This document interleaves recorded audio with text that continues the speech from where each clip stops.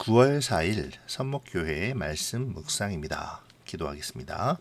좋으신 하나님, 오늘도 묵상의 자리로 나오게 하시니 감사합니다. 이 시간을 복되게 하시사 말씀 가운데 주의 뜻과 인도하심을 발견하게 하여 주시옵소서.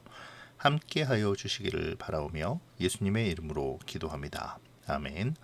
오늘 묵상할 말씀은 사도행전 24장 24절부터 25장 12절까지의 말씀입니다. 수일 후에 벨릭스가 그 안에 유대 여자 드루실라와 함께 와서 바울을 불러 그리스도 예수 믿는 도를 듣거늘 바울이 의와 절제와 장차오는 심판을 강론하니 벨릭스가 두려워하여 대답하되 지금은 가라, 내가 틈이 있으면 너를 부르리라 하고 동시에 또 바울에게서 돈을 받을까 바라는 거로 더 자주 불러 같이 이야기하더라. 이태가 지난 후 보르기오 베스도가 벨릭스의 소임을 이어받으니 벨릭스가 유대인의 마음을 얻고자 하여 바울을 구류하여 두니라. 베스도가 부임한 지 3일 후에 가이사라에서 예루살렘으로 올라가니 대제사장들과 유대인 중 높은 사람들이 바울을 고소할세 베스도의 호의로 바울을 예루살렘으로 옮기기를 청하니 이는 길에 매복하였다가 그를 죽이고자 함이더라. 베스도가 대답하여 바울이 가이사라에 구류된 것과 자기도 멀지 않아 떠나갈 것을 말하고 또 이르되 너희 중 유력한 자들은 나와 함께 내려가서 그 사람에게 만일 옳지 아니한 일이 있거든 고발하라 하니라. 베스도가 그들 가운데서 8일 혹은 10일을 지낸 후 가이사라로 내려가서 이튿날 재판 자리에 앉고 바울을 데려오라 명하니 그가 나오매 예루살렘에서 내려온 유대인들이 둘러서서 여러 가지 중대한 사건으로 고발하되 능히 증거를 대지 못한지라. 바울이 변명하여 이르되 유대인의 율법이나 성전이나 가이사에게나 내가 도무지 죄를 범하지 아니하였노라 하니 베스도가 유대인의 마음을 얻고자 하여 바울더러 묻되 내가 예루살렘에 올라가서 이 사건에 대하여 내 앞에서 신문을 받으려느냐? 바울이 이르되 내가 가이사의 재판자리 앞에 섰으니 마땅히 거기서 신문을 받을 것이라. 당신도 잘 아시는 바와 같이 내가 유대인들에게 불의를 행한 일이 없나이다. 만일 내가 불의를 행하여 무슨 죽을 죄를 지었으면 죽기를 사양하지 아니할 것이나 만일 이 사람들이 나를 고발하는 것이 다 사실이 아니면 아무도 나를 그들에게 내줄 수 없나이다. 내가 가이사께 상소하노라 한데 베스도가 배석자들과 상의하고 이르되 내가 가이사에게 상소하였으니 가이사에게 갈 것이라 하니라. 아멘. 벨릭스는 바울에게 불친절하거나 억압적이지는 않았습니다. 우리는 그것을 오늘 본문의 첫 절을 통해서 알 수 있죠. 그는 아내인 두루실라와 함께 바울의 복음을 듣습니다. 아마도 벨릭스는 바울에 대한 단순한 호기심을 넘어 적지 않은 관심을 가졌던 것으로 보입니다. 그러한 그의 관심은 두려움에 근거한 것이기도 한데요. 벨릭스의 아내 두루실라는 헤롯 아그리파 1세의 딸이자 현재의 분봉왕인 헤롯 아그리파 2세의 누이로 이미 결혼했던 여자였습니다. 그러나 벨릭스가 그녀를 꾀어 결혼을 깨고 나와 자신과 결혼하도록 하였죠.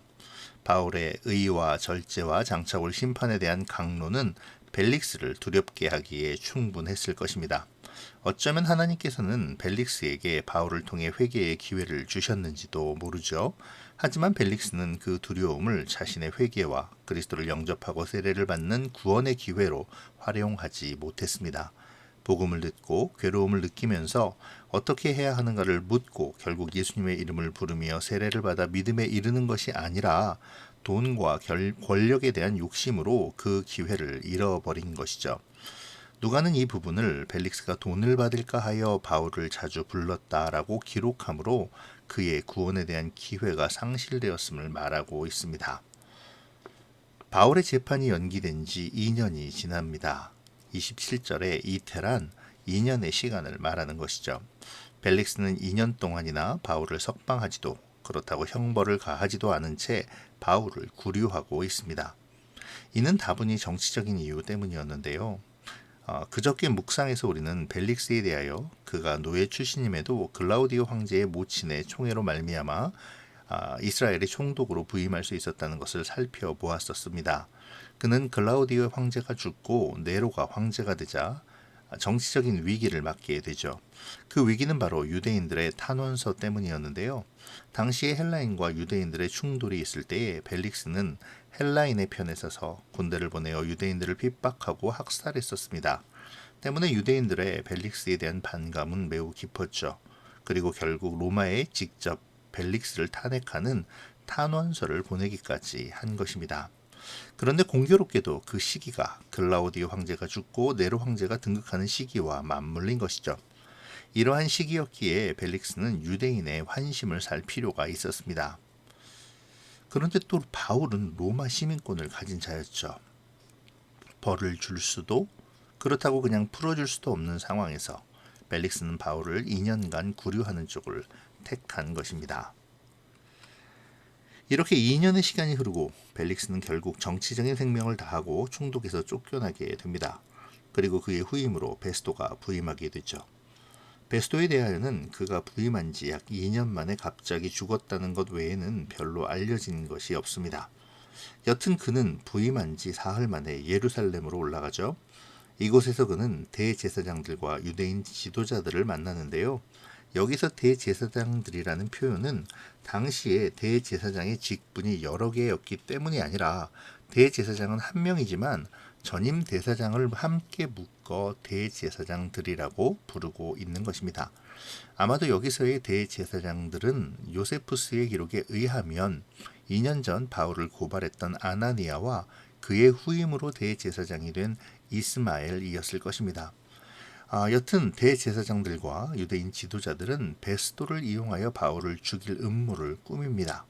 당시의 총독이 다스릴 영지에 부임하면 그곳 사람들과 원만한 관계를 위해 처음에는 지도자들과 만나 그들의 요구사항을 몇 가지 들어주며 관계를 좋게 만드는 일이 있었는데요. 아마도 그들은 이러한 것들을 이용하려 했을 것입니다. 더군다나 자신들이 탄원함으로 쫓겨난 벨릭스의 후임으로 온 총독이었으니까요. 총독이 자신들의 비위를 맞춰줄 거라고 생각한 대제사장들과 유대인 지도자들은 바울을 예루살렘으로 옮겨 재판할 것을 청하죠. 2년 전 그들이 암살하기로 한 모의대로 예루살렘으로 오는 여정 중에 매복했다가 죽이려고 하는 것입니다. 그러나 그러한 그들의 계획에는 또다시 좌절을 겪게 되는데요. 2년 전 천부장 루시아와 마찬가지로 베스도 역시 그들의 생각과 다르게 움직인 것이죠. 정직하고 공평한 성품의 베스도는 원칙대로 가이사라에서 재판할 것을 말하며 그들에게 가이사라로 와서 바울을 고발하라고 말합니다. 베스도는 예루살렘에 8일 또는 10일을 더 있다가 가이사라로 갑니다. 유대인들도 그와 함께 가죠. 그리고 그 이튿날 곧바로 바울의 재판이 2년 만에 재개됩니다.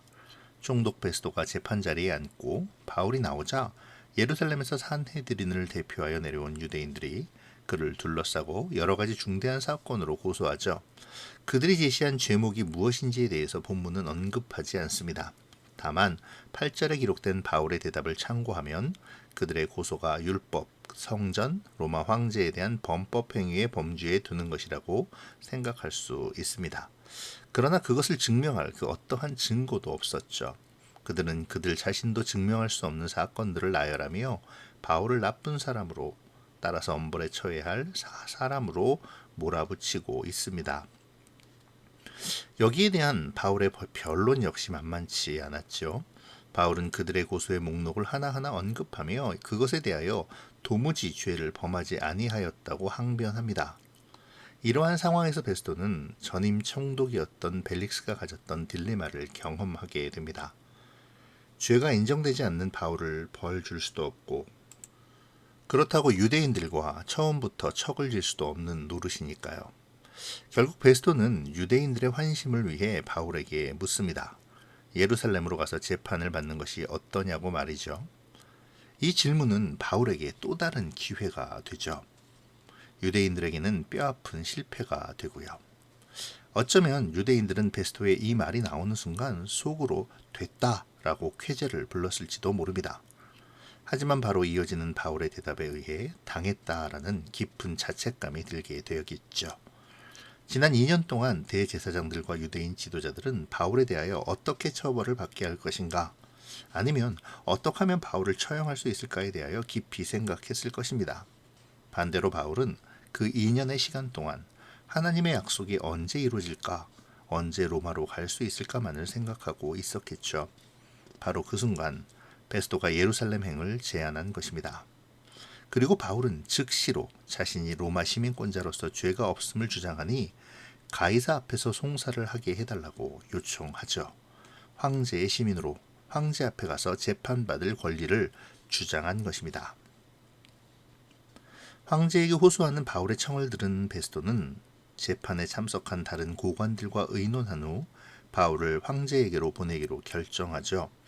그러므로 바울은 자유로운 몸은 아니지만 로마로 갈 수 있는 길을 얻었고 로마에 가서 복음을 전할 수 있는 기회를 잡게 되었습니다. 그리고 총독 베스도는 골치 아픈 이 문제에 유대 지도부와 직접 충돌하지 않고 죄 없는 로마인을 넘겨주지도 않으면서 개인의 명예에는 어떤 손상도 입지 않는 지혜로운 방법을 찾은 것이죠. 2년여를 끌어오던 바울의 재판은 바울의 로마행을 결정한 것 외에 아무런 결론도 내리지 못한 채 그렇게 끝나게 되었습니다. 오직 바울의 소원이자 하나님의 뜻인 복음을 가지고 로마로 가는 것만이 결정된 것이죠. 자, 이제 오늘 본문을 좀 적용해 볼까요? 오늘 본문은 벨릭스가 바울에게 복음을 듣는 이야기로 시작했습니다. 벨릭스는 바울의 복음을 듣고 두려워했죠. 의와 절제 그리고 장차 올 심판에 대한 강론은 음탕한 생활을 즐기던 벨릭스에게 두려움으로 다가왔을 것입니다. 그래서 바울을 자주 만나서 복음을 들으며 그 두려움을 이기려 했죠. 하지만 그 두려움은 벨릭스를 구원하는 데까지는 미치지 못했습니다. 일반적인 복음에 대한 반응은 두려움과 회개 그리고 그리스도를 믿는 세례로 이어져 구원에 이르는데 벨릭스는 두려움을 느끼면서도 복음에 대하여 반응하지 못한 것입니다. 그 이유를 오늘 말씀은 돈을 사랑함과 군중을 의식했기 때문이라고 선언하죠. 누가는 벨릭스가 바울을 자주 불렀던 이유에 대하여 두려움이라고 말하지 않고 돈을 얻을까 하여라고 기록합니다.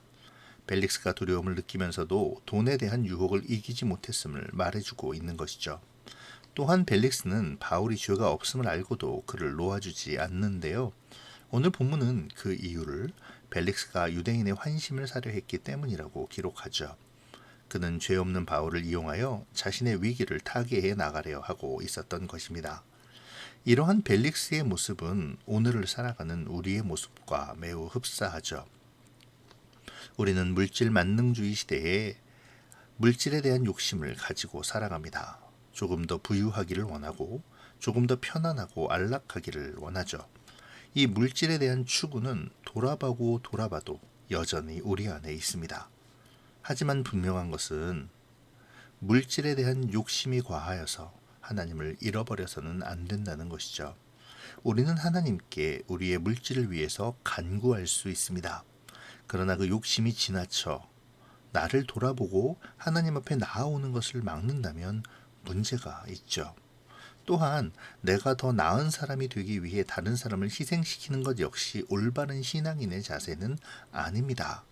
사람들에게 인정받기 위해 세상과 타협하는 것도 문제이죠. 이 시간 다시 우리를 돌아봅시다. 우리는 하나님보다 물질을, 사람을, 그들로 인해 얻어지는 명예와 평판을 더 추구하고 있지 않습니까? 물질 앞에서, 사람들 앞에서 우리는 하나님의 뜻과 부르심을 더 소중히 여길 수 있는지요? 오늘 내가 따라야 할 중요한 명제는 무엇입니까? 하나님의 뜻과 부르심입니까? 아니면 사람들에게 인정받으며 많은 돈과 명예를 얻는 일입니까? 여기에 반하여 바울의 모습은 우리가 나아가야 할 바를 확실하게 보여주고 있습니다. 바울은 분명 벨릭스와 가까이 할 기회가 있었죠. 자주 만나기를 청하고 그가 원하는 돈을 주며 그를 구슬릴 수도 있었을 것입니다. 그렇게 그는 자신이 원하는 것을 얻을 수 있었겠죠. 그러나 바울은 그렇게 하지 않았습니다. 좀 더 효과적으로 복음을 전할 수 있다고 벨릭스의 비위를 맞추거나 그가 원하는 것을 들어주지 않은 것이죠. 오직 하나님의 복음만을 전했습니다. 바울은 총독의 권세를 보는 것이 아니라 벨릭스라는 한 영혼을 본 것입니다. 그 영혼을 위해 하나님의 복음을 전한 것이죠. 이 점이 우리가 나아가야 할 바입니다.